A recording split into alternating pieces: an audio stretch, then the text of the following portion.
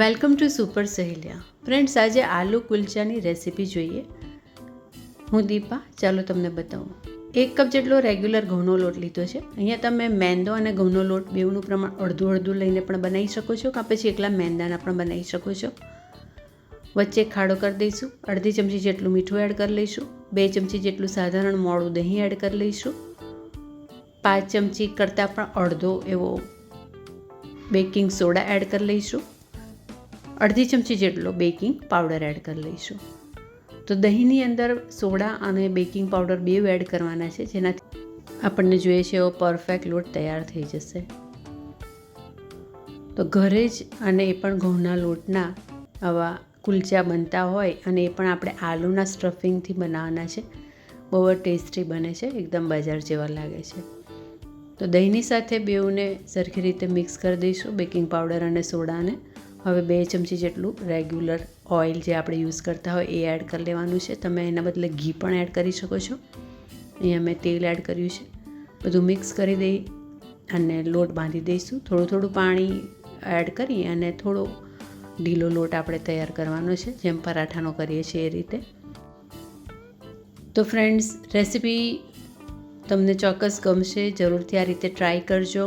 લોટ બનાવીને બપોરે તમે 3-4 વાગે મૂકી દો અને રાતના ડિનરમાં આલુના સ્ટફિંગથી, એટલે કે બટાકાનું જે આપણે સ્ટફિંગ કરવાના છે આ આલુ કુલચામાં, એ પણ બહુ જ સરસ છે. એ રીતે સ્ટફિંગ તમે બનાવી અને બનાવશો તો બહુ જ ટેસ્ટી આ બનવાના છે આપણા આલુ કુલચા. અહીંયા મેં લગભગ 5થી 6 બટાકા, જેને મેં આ રીતે સ્મેશ કરી લીધા બાફીને. બટાકા બહુ સરસ નરમ થઈ જાય એ રીતે આપણે એને બાફવાના છે, કુકરમાં 3-4 વિસલ કરીને. એની અંદર બારીક સુધારેલા કોથમીર અને 2 મીડિયમ સાઇઝના બારીક સુધારેલા કાંદા એડ કર્યા. મીઠું એડ કરી દેવાનું, અડધી ચમચી જેટલું એડ કરી દઈશું. આમચૂર પાવડર 5 ચમચી જેટલો એડ કરવાનું છે. આપણે વાટેલા જીરાનો પાવડર એ પણ અડધીથી પોણી ચમચી જેટલો. તમે ઈચ્છો તો અહીંયા જે સૂકા ધાણા આવતા હોય છે એને અધકચરા વાટીને એડ કરી શકો છો. મેં ચાટ મસાલો એડ કરી લીધો છે. આદું અને લીલા મરચાંની પેસ્ટ અડધી ચમચી. થોડો મરી પાવડર એડ કરવાનો છે. અને વધારે આને ટેસ્ટી બનાવવા માટે થોડો સંચળનો પાવડર મેં એડ કરી લીધો. બધું મિક્સ કરી લઈશું. અને હવે આ જે સ્ટફિંગમાં આપણે જે આ એક તડકો કરવાના છે, એનાથી આ સ્ટફિંગ બહુ ટેસ્ટી બને છે. તો નાની કઢાઈમાં 1 ચમચી સિંગ તેલ ગરમ કરી અને એની અંદર કસૂરી મેથી કે પછી મેથીની સુકવણી આપણી પાસે હોય એ અડધી ચમચી એડ કરી આ ગરમ જે તડકો છે એ આપણે એડ કરી દઈશું સ્ટફિંગમાં, આ મિશ્રણમાં. તો ફ્રેન્ડ્સ, આનાથી ટેસ્ટ બહુ સરસ આવતો હોય છે. બધું મિક્સ કરી લેવાનું છે. આ બાજુ આપણે જે લોટ બાંધીને તૈયાર કર્યો હતો એને પણ સરખો રેસ્ટ મળી ગયો છે. અને હવે આપણે એને વણી લઈશું. વણવા માટે અહીંયા મેં સૂકું અથામણ લીધું છે, જે ચોખાનું છે. ફરીથી લોટને જરા મસળી લઈશું.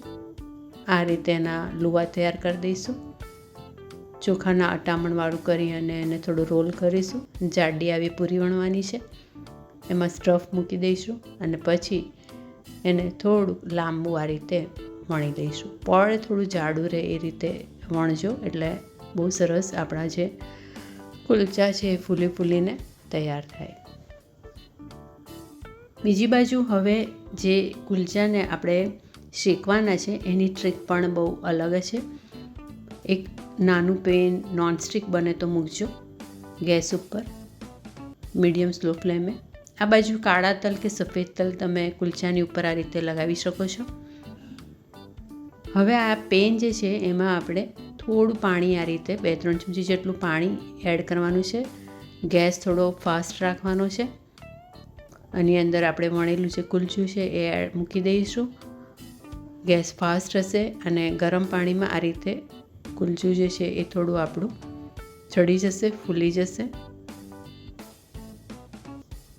અહીં એ વાતનું ધ્યાન રાખવાનું છે કે જે પાણી હોય બહુ વધારે પડતું નહીં લેવાનું, 2-3 ચમચી જેટલું જ લેવાનું.